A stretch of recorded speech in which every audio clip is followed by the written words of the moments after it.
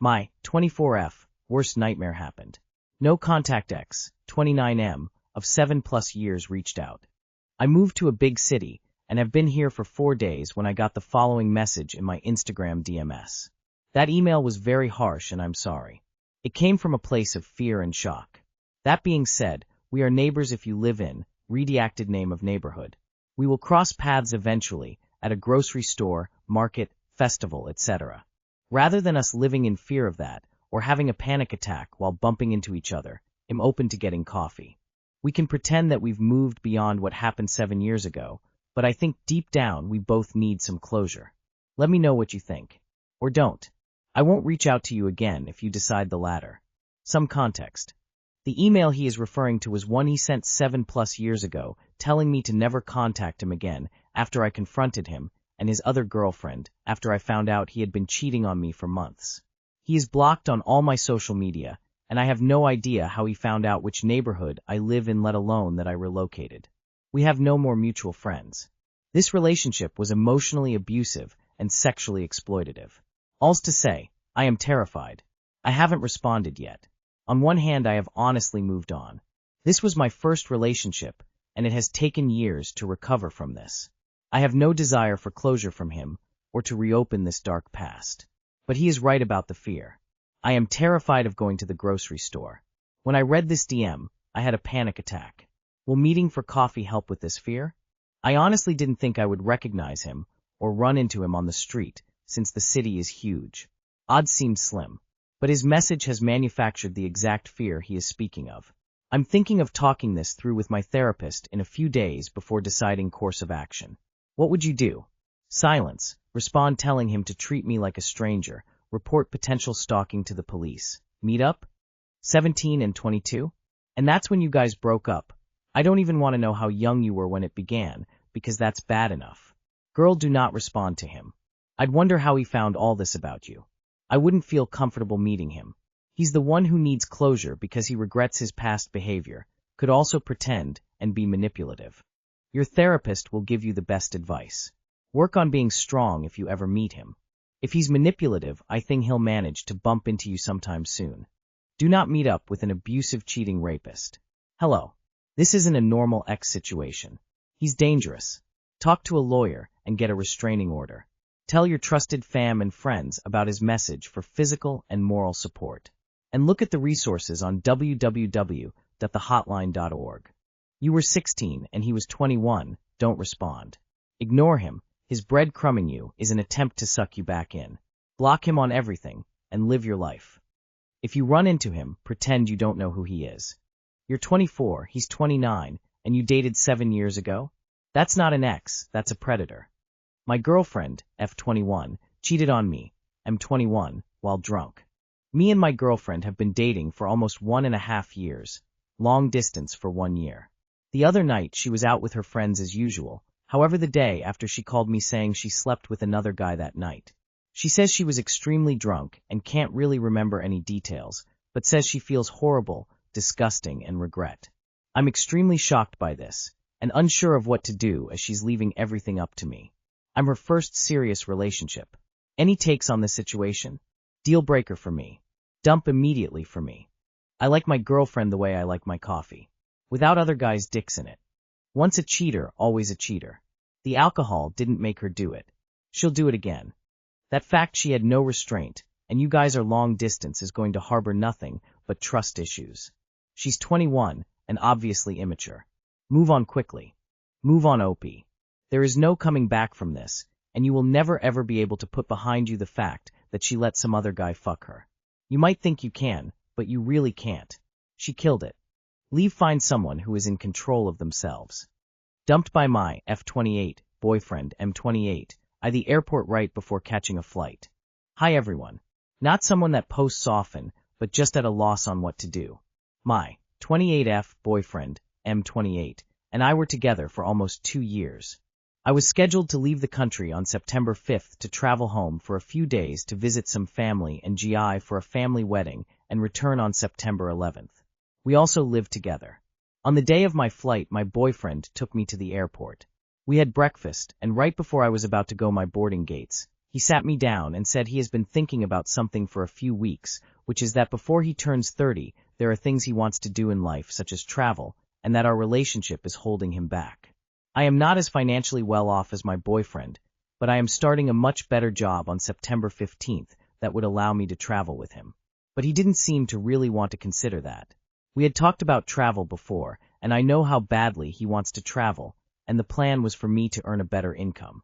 He said he was willing to give me a few more years to reach a better financial status. But he literally dumped me before my flight because I am holding him back, and I just feel so blindsided. I did notice some distance from him lately, but whenever I tried to talk to him about it, he would reassure me everything was fine, and that he was just stressed about work. I don't know what to do or how to move on. I've had heartbreaks before, but this is different. I gave this man everything of me and thought we would get married. My question is, do you think I should try fight for him, and why not? I am so shattered right now. Is it worth it? Edit to update. This is the first time any post of mine has received this much engagement. Everyone has been so kind in their responses and given really good advice, mostly LOL. I am trying to reply to all comments, but if I miss yours, please know that I am so grateful that you took the time to respond to me and offer sympathies. I do feel a little bit better. I will provide an update after Thursday when we have talked and I have a plan to move out. He owns the apartment we live in, so obviously I have to be the one to move. No, never, ever try to fight, aka hang on to a guy who wants out. Not only will you lose your dignity, but you will push him further away. If he ever decides to come back, don't hope for it. It will be only because he's had a chance to miss you. Women seem to have enormous difficulty understanding this. You cannot calf rope him into staying. Maintain your self-respect. There is no escaping the agony of the grieving process. The only way out is through, my love. So, almost this exact thing happened to a friend of mine, except he waited until she landed and then did it over the phone. She was understandably upset, and our group supported her through it. She was smart in that she didn't fight him, didn't try to win him back, or any of that. The breakup actually made her realize how immature and indecisive he was. And even when he begged for her back a month and a half later, she knew she was better off without him. Nearly half a year later, and she's dating someone new, who we as her friends happen to like much better than the old asshole, and is happier for it. Take this as a sign of your ex's immaturity and indecisiveness, and you'll be better off without him too. He dumped you at the airport. It doesn't matter his reasons. He doesn't want to be in this relationship anymore. I am very sorry. It hurts. It is not worth the fighting. You wanted to talk, and he said it was nothing work. And he dumped you. This is not how relationships work. I think you were the placeholder. There may have been another woman. Sorry that happened to you, OP. I wish you to heal, and it sucks when this happens. You can try and you will look desperate, and he will get rid of you anyway. Save your dignity, and as much as it hurts, tell him after thinking about it you feel the same way, and that you are looking to marry someone eventually, and for some time knew he was not marriage material. This will shake him a little, and also help you walk away with your head high. You will meet someone better. I promise. No. Don't fight. You can't talk, beg, or plead someone into staying when they've made up their minds to go. All you accomplish is losing your dignity. The travel thing is an excuse. If he wanted this relationship, his first thought wouldn't be, we need to break up so I can travel. It would be solo or friend trips without you, if you couldn't afford to go. If he was really so gung-ho to travel for the last 2 years and wanted to be with you, there are ways to do that. I, 32M, am feeling at my wit's end being my disabled wife's, 37F caregiver. Edit. Thank you to everyone for the advice. I'm going to take the advice suggested and speak to my therapist and my partner.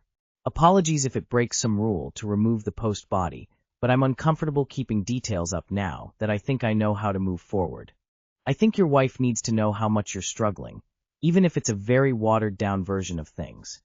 A helpful phrase I heard in, I think, How to ADHD was, I understand you have needs, and perhaps your needs are even higher than mine right now, but I need support and less pressure, so what do we do?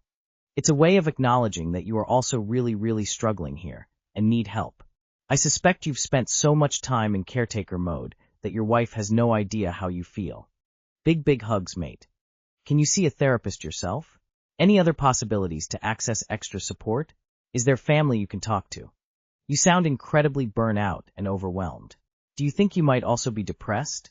This does sound like a lifestyle and money issue. You state you live in an expensive area and have hefty loans.